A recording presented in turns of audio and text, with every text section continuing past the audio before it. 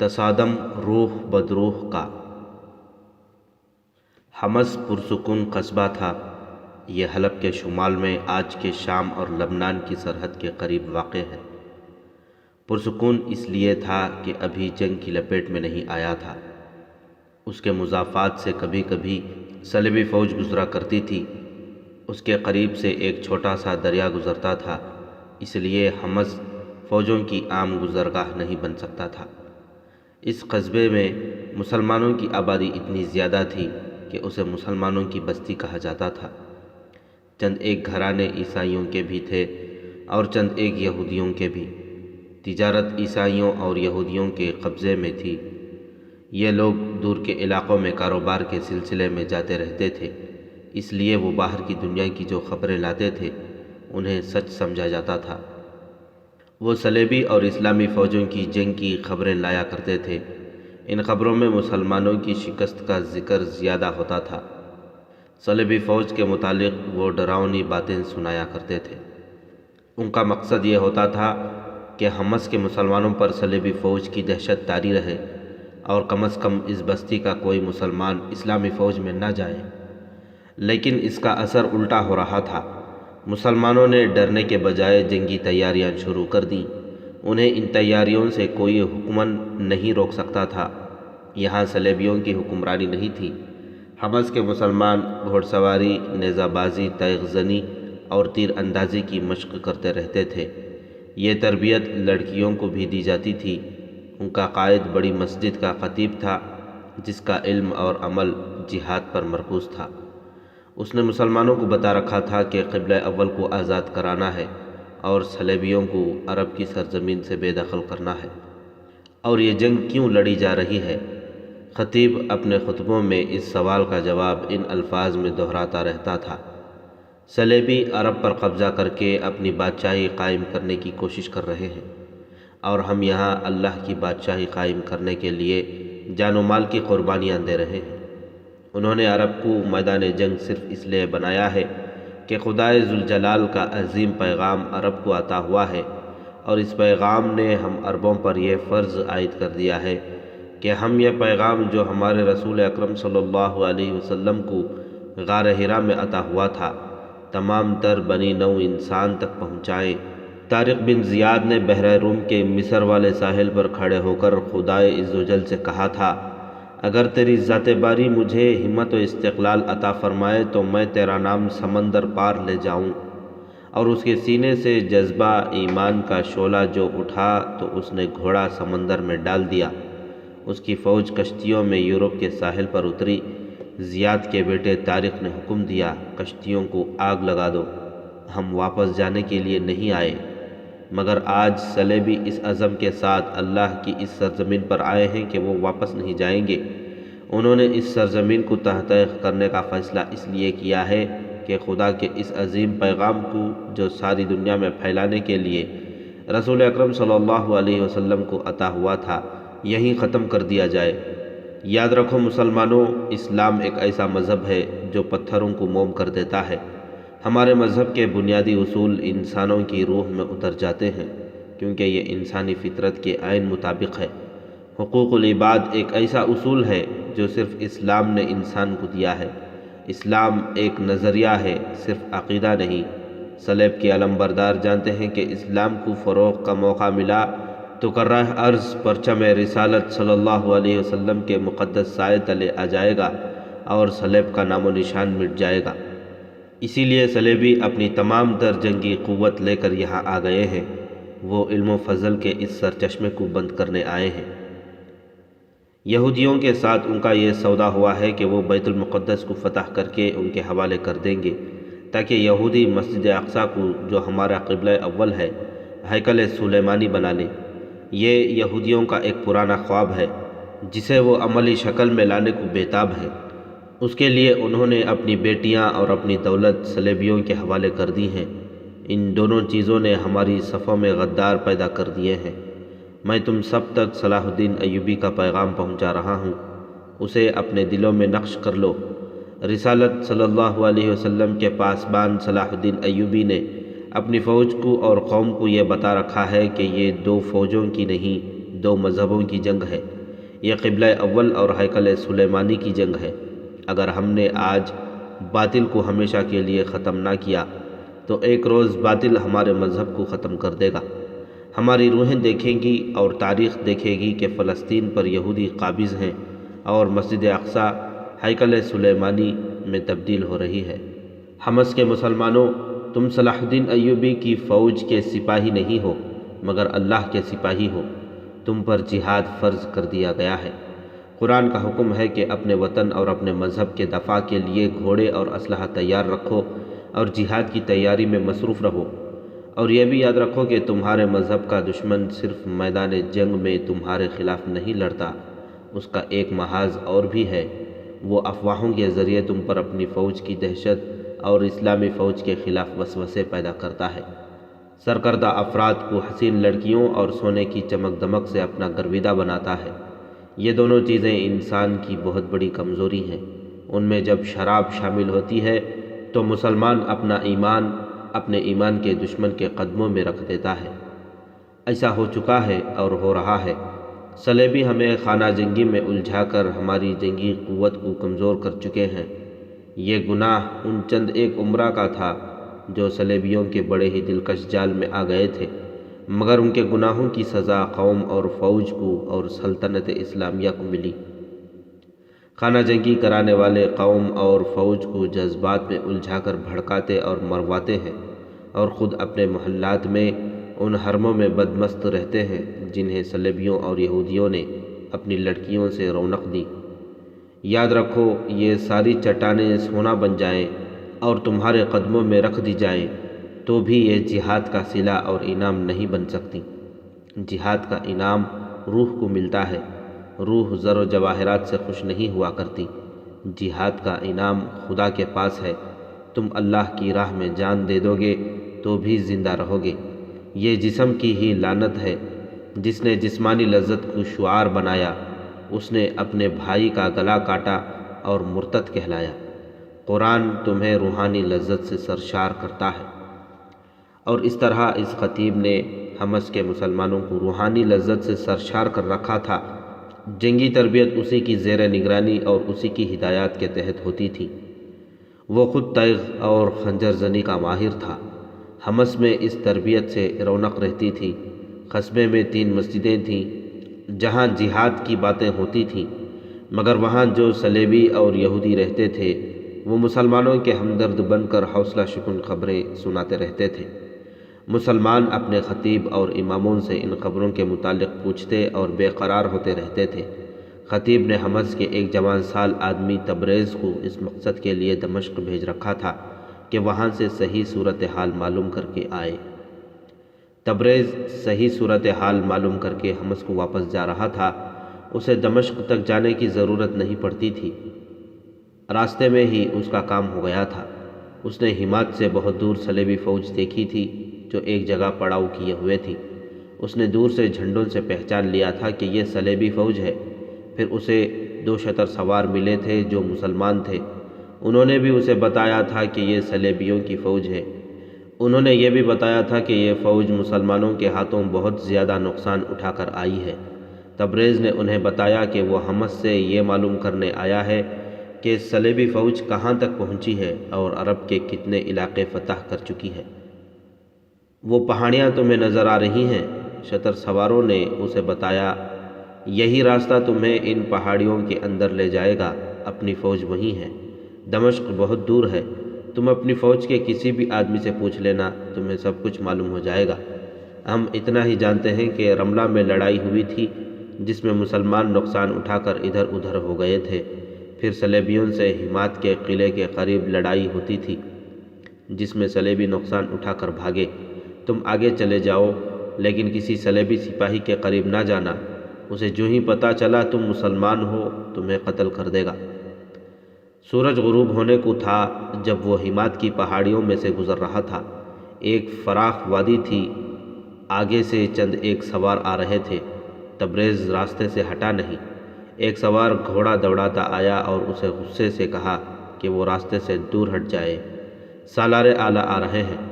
تبریز ذرا سا الگ ہٹ گیا۔ سوار اسے پرے ہٹا رہا تھا۔ سالار اعلیٰ اور اس کے ساتھ کے سوار تیزی سے آ رہے تھے۔ سالار اعلیٰ سلطان ایوبی کا بھائی العادل تھا۔ اس نے دیکھا کہ اس کا محافظ ایک مسافر کے ساتھ بہت غصے سے بول رہا ہے اور مسافر شاید راستے سے ہٹ نہیں رہا۔ العادل قریب آ کر رک گیا۔ تبریز کو اپنے پاس بلایا اور پوچھا کہ وہ کون ہے اور محافظ کے ساتھ کیوں جھگڑ رہا ہے۔ تبریز نے جواب دیا کہ وہ حمص سے یہ معلوم کرنے آیا ہے کہ سلطان صلاح الدین ایوبی کی فوج کس حال میں ہے اور صلیبی فوج کو کتنی کچھ کامیابیاں حاصل ہوئی ہیں۔ اس نے یہ بھی بتایا کہ حمص کے مسلمان جنگی میدان میں مصروف رہتے ہیں اور وہ سلطان ایوبی کی فوج کا انتظار کر رہے ہیں۔ ہماری بہنیں بھی جنگ کے لیے تیار ہیں اور ہمارے بچے اور بوڑھے بھی۔ علی بن سفیان کا نائب حسن بن عبداللہ جو انٹیلیجنس کا ذمہ دار تھا العادل کے ساتھ تھا۔ وہ تبریز کو بڑی غور سے دیکھ رہا تھا۔ تبریز جاسوس ہو سکتا تھا۔ اس کی سادگی بتا رہی تھی کہ وہ جاسوس نہیں، لیکن شک لازمی تھا۔ جاسوس ظاہری طور پر اس سے زیادہ گوار اور سادہ لگتے ہیں۔ تمہارے خطیب کا نام کیا ہے؟ حسن بن عبداللہ نے اسے پوچھا۔ تبریز نے نام بتایا۔ اس وقت کی جو غیر مطبوعہ تحریریں موجود ہیں ان میں یہ نام صاف نہیں، اس لیے اسے ہم خطیب کہیں گے۔ حسن بن عبداللہ نے العادل سے کہا کہ وہ اپنا آدمی ہے اور اس آدمی تبریز کی یہ باتوں سے معلوم ہوتا ہے کہ وہ اپنا کام جانفشانی سے کر رہا ہے۔ تبریز کے خلاف جو شک پیدا ہو گیا تھا وہ رفع ہو گیا۔ العادل کے حکم کے مطابق اسے مہمان کی حیثیت سے خیمہ گاہ میں بھیج دیا گیا جہاں اس کی خاطر و مدارت کی گئی۔ رات حسن بن عبداللہ نے اسے اپنے خیمے میں بلایا اور خطیب کے نام یہ پیغام دیا: حالات دشوار ہیں لیکن اتنے نہیں جتنے آپ کو وہاں صلیبی بتا رہے ہیں۔ لوگوں سے کہو کہ سچ اسے سمجھے جو ان کی آنکھوں کے سامنے ہو اور جو انہیں مسجد میں بتایا جائے۔ ادھر ادھر کی باتوں اور خبروں کو سچ نہ سمجھے۔ آپ لوگ بڑے خطرناک علاقے میں ہیں۔ اپنی بستی کے صلیبیوں اور یہودیوں پر نظر رکھیں اور یہ بھی خیال رکھیں کہ وہ آپ کی سرگرمیوں پر نظر نہ ڈال سکیں جنہیں آخر دم تک چھپائے رکھنا ہے۔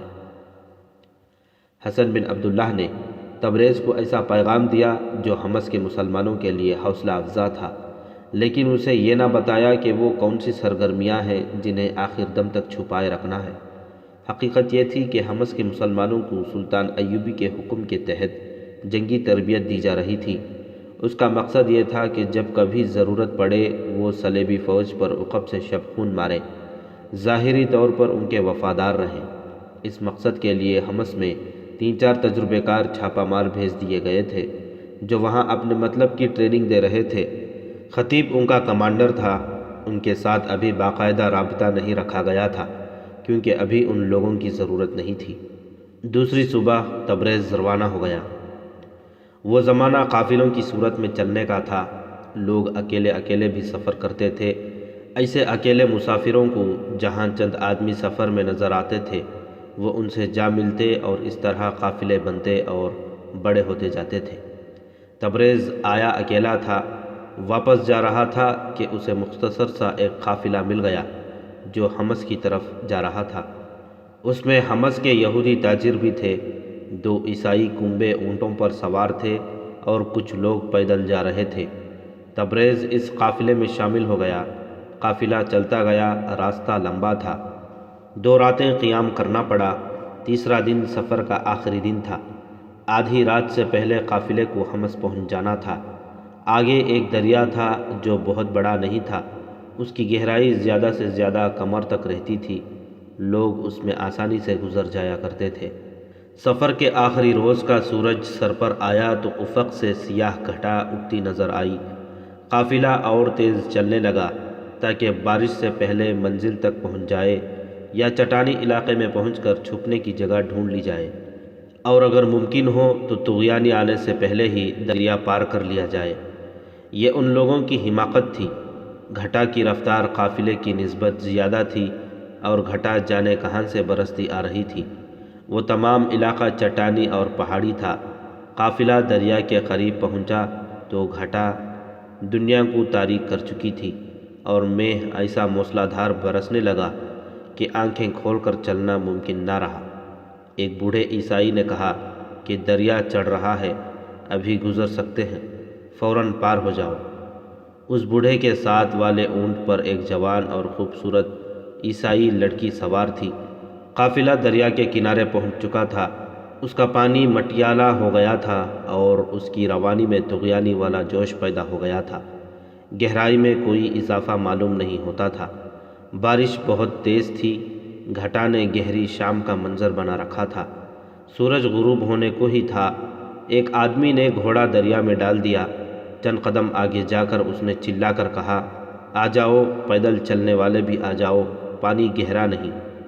یہ کسی نے بھی نہ دیکھا کہ شدید اور خطرناک طغیانی کا ریلا آ رہا ہے۔ اوپر کی طرف بہت مے برسا تھا اور وہ پہاڑی علاقہ تھا جس کی طغیانی بہت ہی تیز ہوا کرتی ہے۔ اونٹ اور گھوڑے شاید اس خطرے کو محسوس کر رہے تھے۔ یہی جانور بڑے آرام سے اور اطمینان سے دریا میں سے گزر جایا کرتے تھے، مگر بارش میں وہ دریا میں بدک رہے تھے، حالانکہ پانی گہرا نہیں تھا۔ اچانک دریا بھوپر گیا۔ اونچی اونچی لہریں کسی کو سنبھلنے کا موقع دیے بغیر آ گئیں۔ دریا کے کنارے ڈوب گئے، پانی گہرا ہو گیا۔ پیدل چلنے والے ڈوبنے لگے تو وہ تیرنے لگے۔ انہوں نے واویلا بپا کر دیا۔ قافلہ دریا میں بکھر گیا۔ دوسرا کنارہ دور تو نہیں تھا، لیکن طغیانی جو بڑھتی جا رہی تھی، آگے جانے ہی نہیں دے رہی تھی۔ پھر قافلے والوں کو ایک دوسرے کا ہوش نہ رہا۔ عیسائی لڑکی کی چیخ سنائی دی۔ تبریز کہیں قریب تھا۔ اس نے چیخ سن لی اور یہ بھی دیکھ لیا کہ وہ اونٹ جس پر عیسائی لڑکی سوار تھی طغیانی کا مقابلہ نہ کر سکا اور اس کے پاؤں اکھڑ گئے۔ طغیانی نے اسے گرا دیا۔ اس کی پیٹھ پر بیٹھی لڑکی دریا میں جا پڑی۔ طغیانی کا یہ عالم تھا کہ کبھی لہریں اوپر کو اٹھتیں اور گرتی تھیں اور کبھی بھنور بن جاتی تھیں۔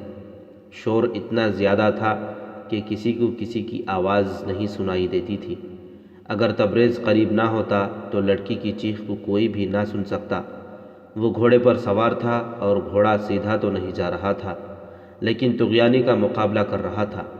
تبریز نے لڑکی کو پانی میں گرتے دیکھا تو اس نے گھوڑے کو دریا کے رخ پر ڈال دیا، لیکن گھوڑا اتنی تیزی سے تیر نہیں سکتا تھا۔ تبریز گھوڑے سے کود گیا اور بہت تیزی سے تیرتا لڑکی کے پیچھے گیا۔ ایک لہر نے لڑکی کو اوپر اٹھایا تو تبریز نے دیکھ لیا۔ طغیانی کا زور بھی تھا اور تبریز کے جواں بازوؤں کی قوت بھی تھی کہ اس نے تھوڑی ہی دور لڑکی کو جا پکڑا۔ وہ ابھی ڈوبی نہیں تھی، لیکن وہ تیر بھی نہیں رہی تھی۔ تبریز کے لیے اسے سنبھالنا بہت مشکل ہو گیا۔ اسی کوشش میں پانی انہیں بہت آگے لے گیا۔ تبریز نے اسے اپنے اوپر ڈالا اور کنارے کی طرف تیرنے لگا۔ لڑکی دوبارہ اس کی پیٹھ سے لڑک گئی۔ وہ ہوش میں نہیں تھی۔ اگر تبریز کے جسم میں طاقت اور دل میں بے خوفی نہ ہوتی تو وہ لڑکی کو چھوڑ کر اپنی جان بچانے کی فکر کرتا۔ طغیانی کا زور اور اس کا شور حوصلے پست کر رہا تھا۔ جس جگہ سے قافلہ دریا میں اترا تھا، وہاں سے کم و بیش 2 میل دور تبریز لڑکی کو سنبھالے کنارے سے جا لگا۔ وہاں چٹانیں تھیں، بارش ابھی تھمی نہیں تھی۔ تبریز نے لڑکی کو ایک چپٹی چٹان پر لٹایا۔ وہ زندہ تھی، ہوش میں نہیں تھی۔ اسے معلوم نہیں تھا کہ بے ہوش کو کس طرح ہوش میں لایا جاتا ہے۔ وہ لڑکی کو دیکھتا رہا۔ لڑکی بے ہوشی میں از خود ہی پیٹ کے بل ہو گئی۔ پیٹ پر زور پڑا تو منہ سے دریا کا پانی نکلنے لگا۔ تبریز نے اس کی کمر پر ہاتھ رکھ کر دبایا تو بہت سا پانی منہ کے راستے باہر نکل آیا۔ اس نے اور زور سے دبایا، پہلوؤں سے بھی پیٹ کو دبایا۔ اس لڑکی کا پیٹ پانی سے خالی ہو گیا۔ گھٹا پھٹنے لگی، بارش کا زور کم ہو گیا اور کچھ روشنی بھی ہو گئی۔ تبریز نے لڑکی کو سیدھا کیا۔ لڑکی نے ذرا سی آنکھ کھولی اور بند کر لی۔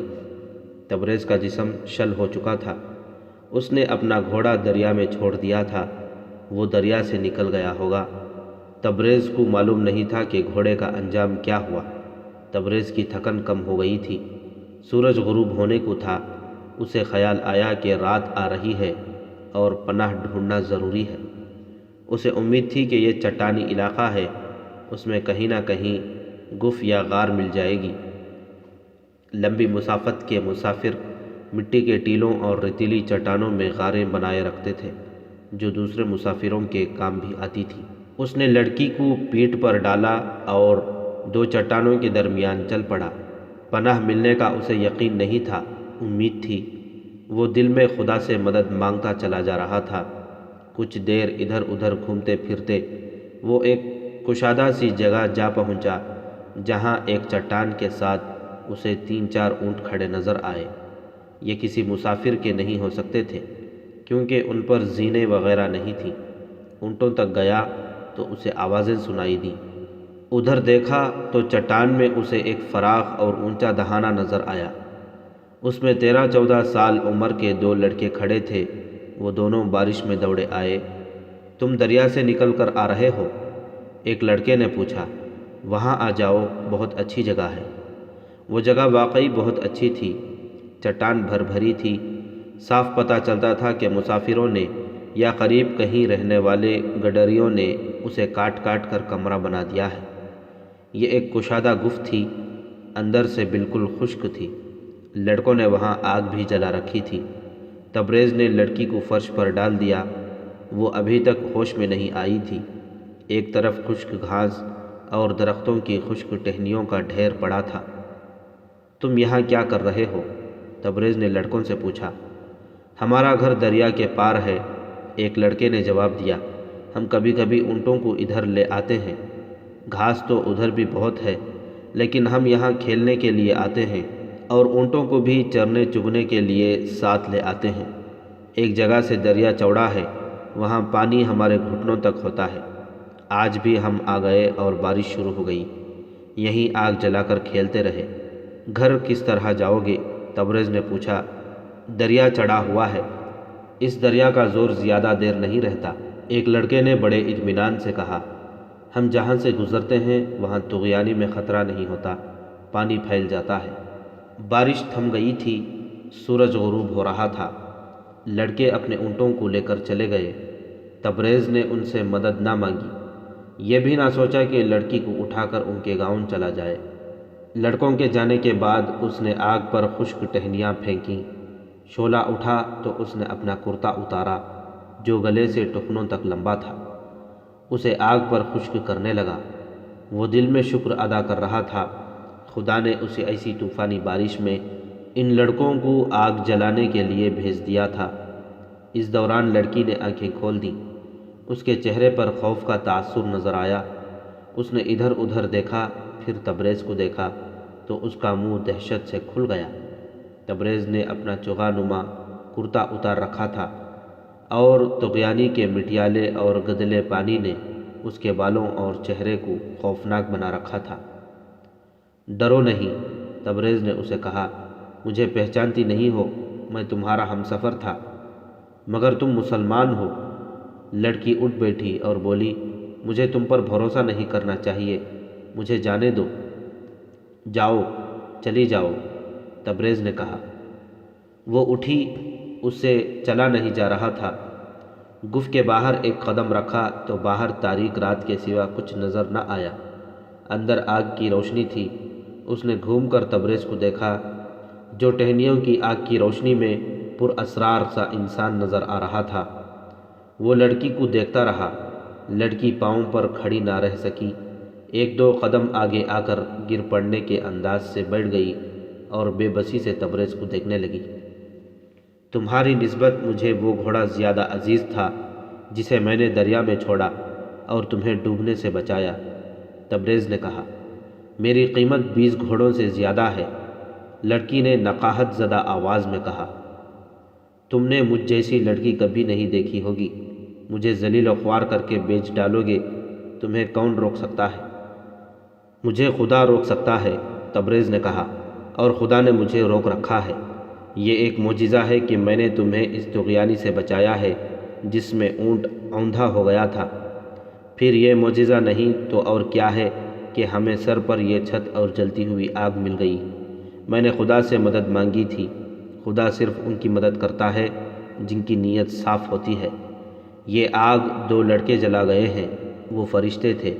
میں اپنے مذہب کی روشنی میں بات کر رہا ہوں۔ تم اس لیے ڈرتی ہو کہ تمہارا مذہب باطل ہے، اور تم اس لیے ڈرتی ہو کہ تمہاری نگاہ اپنے جسم پر ہے جو بہت دلکش ہے۔ اور تمہاری نظر میں اپنا چہرہ ہے جو بہت حسین ہے۔ میری نگاہ میری اپنی روح پر ہے جو تمہارے جسم سے زیادہ دلکش اور تمہارے چہرے سے زیادہ حسین ہے۔ میں جانتا ہوں تھوڑی دیر بعد تم مجھے اپنا جسم پیش کر کے کہو گی کہ مجھے منزل پر پہنچا دو۔ کان کھول کر سن لو، میں اپنی روح کو ناپاک نہیں ہونے دوں گا۔ میرے دل میں یہ خرافات ڈالنے کی کوشش نہ کرو کہ میں نے تم جیسی لڑکی کبھی نہیں دیکھی ہوگی۔ تبریز کے بولنے کے انداز میں کوئی ایسا اثر تھا جس نے لڑکی کے ہونٹ سی دیے، اور وہ حیرت اور خوف سے بھری ہوئی آنکھوں سے تبریز کو دیکھ رہی تھی۔ تبریز کی باتوں میں جو خلوص اور عزم تھا وہ صاف محسوس ہو رہا تھا۔ آگ کے قریب سرک جاؤ، تبریز نے کہا۔ وہ کرتا آگ پر خشک کر رہا تھا۔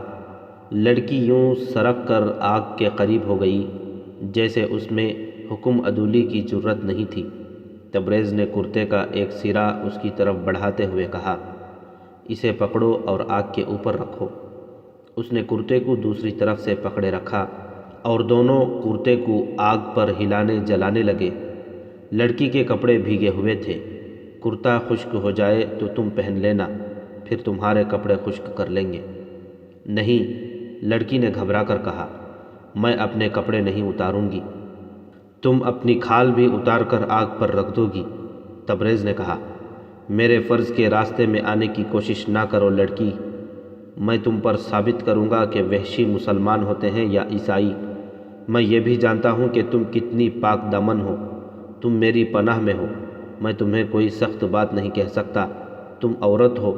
میرا مذہب حکم دیتا ہے کہ مجبور عورت پر ہاتھ نہ اٹھاؤ۔ تم نے مجھے کس طرح طغیانی سے بچا لیا ہے؟ لڑکی نے پوچھا۔ کیا باقی لوگ پار ہو گئے تھے؟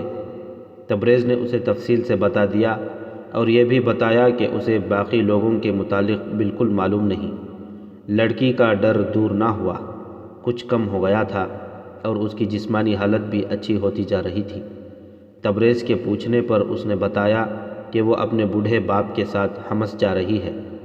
وہ دونوں اس علاقے سے نقل مکانی کر کے آ رہے تھے جو مسلمانوں کی حکمرانی میں تھا۔ حمص میں ان کے رشتہ دار رہتے تھے۔ لڑکی اپنے باپ کے لیے پریشان تھی۔ قافلہ طغیانی میں سے نکل گیا تھا۔ کوئی کہیں جا کنارے لگا، کوئی کہیں جا لگا۔ وہ ایک دوسرے کو پکارتے اکٹھے ہونے لگے۔ لڑکی اور تبریز ان میں نہیں تھے۔ وہ اونٹ بھی لاپتہ تھا جس پر لڑکی سوار تھی، اور تبریز کا گھوڑا کنارے لگ گیا تھا۔ وہ دور کھڑا تھا۔ قافلے کا ایک آدمی اسے پکڑ لایا اور سب نے یقین سے کہہ دیا کہ حمص کا اتنا خوبصورت جوان جو راستے میں قافلے سے ملا تھا گھوڑے سے گر کر ڈوب گیا ہے۔ تبریز کا تو کسی کو دکھ نہیں تھا۔ لڑکی کے غم میں اس کا بوڑھا باپ، 2 عیسائی اور ایک یہودی نڈھال ہوئے جا رہے تھے۔ وہ آگے جانے کے بجائے دریا کے کنارے دور تک جانے کی سوچ رہے تھے۔ قافلے کے کچھ اور لوگ کہتے تھے کہ بیکار ہے، وہ ڈوب گئی ہوگی۔ وہ چاروں سوار ہوئے اور دریا کے ساتھ چل پڑے۔ اس وقت تبریز لڑکی کو طغیانی سے نکال چکا تھا اور اسے چپٹی چٹان پر لٹا کر اس کا پیٹ پانی سے خالی کر رہا تھا۔ وہاں دریا کا موڑ تھا، چٹانیں بھی تھیں، اس لیے لڑکی کی تلاش میں آنے والے تبریز اور لڑکی کو نہ دیکھ سکے۔ وہ جب اس جگہ آئے اس وقت تبریز لڑکی کو پیٹھ پر اٹھائے چٹانوں کے اندر چلا گیا تھا۔ تلاش کرنے والے آگے نکل گئے، وہ پھر واپس نہیں آئے۔ سورج غروب ہو گیا تو حمص کے راستے پر ہو لیے۔ اتنی قیمتی لڑکی ضائع کرنے پر انہوں نے ہمیں سزائے موت نہ دی تو ہم سمجھیں گے کہ وہ بہت ہی رحم دل ہو گئے ہیں۔ بوڑھے نے کہا، کیا جواب دو گے؟ وہ کس طرح ڈوبی؟ کہہ دیں گے کہ طغیانی میں اس نے منمانی کی۔ یہودی نے کہا، کہتی تھی کہ الگ اونٹ پر دریا پار کروں گی۔ اس نے ضد کی اور طغیانی کا زور اسے ہم سے دور لے گیا۔ وہ دریا سے نکل آتی تو ہمیں مل جاتی۔ مر گئی ہے۔ جو جی میں آئے کہو، ایک عیسائی نے کہا۔ ہماری یہ کوتاہی بخش بھی دی جائے تو کیا تم سب کو افسوس نہیں کہ اتنی کارآمد لڑکی ضائع ہو گئی ہے؟ دوسری لڑکی لاتے 1 مہینے سے زیادہ عرصہ لگ جائے گا۔ میں نے کئی بار مشورہ دیا تھا کہ اس کام کے لیے 2 لڑکیوں کی ضرورت ہے، بوڑھے نے کہا۔ حمص کے مسلمان جوش سے پھٹے جا رہے ہیں۔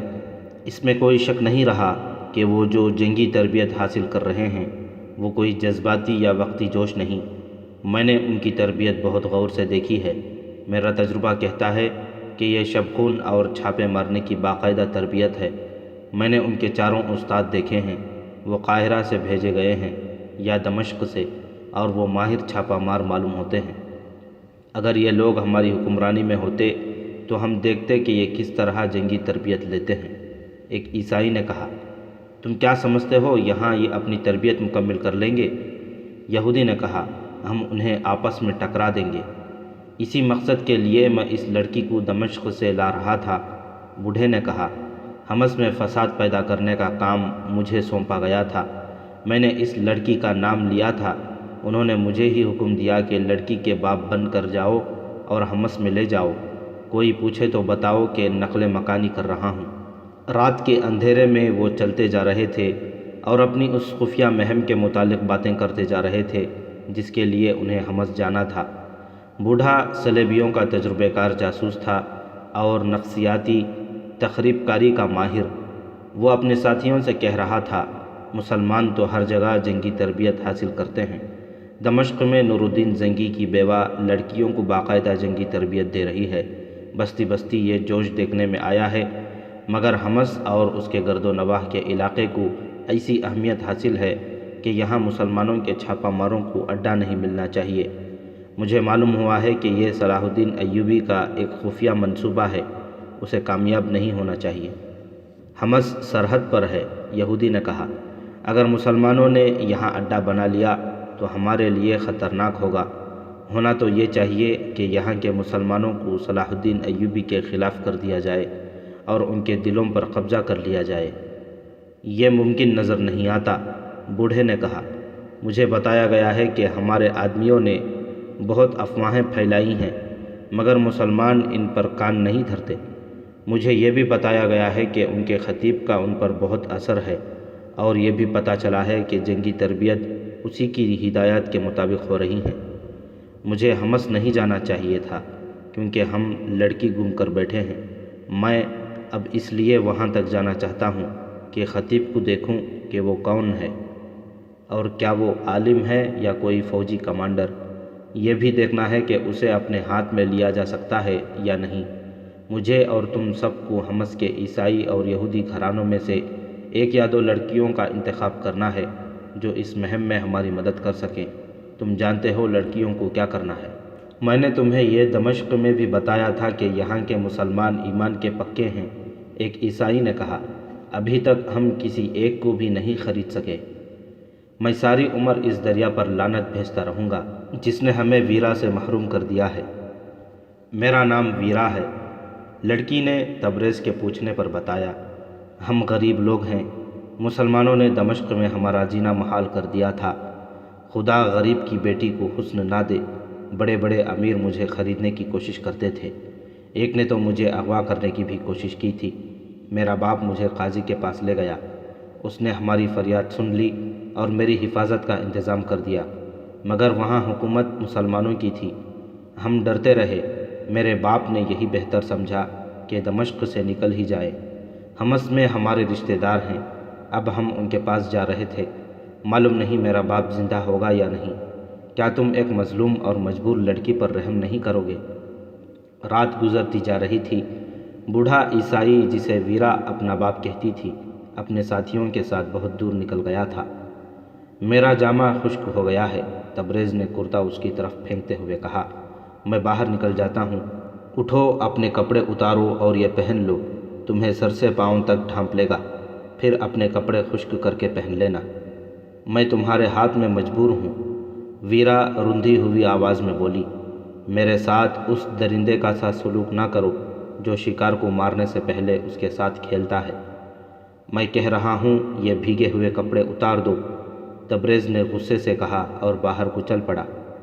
ویرا نے اسے باہر جاتے اور ایک طرف ہوتے دیکھا، وہ آؤٹ میں ہو گیا جہاں سے ویرا کو نظر نہیں آتا تھا۔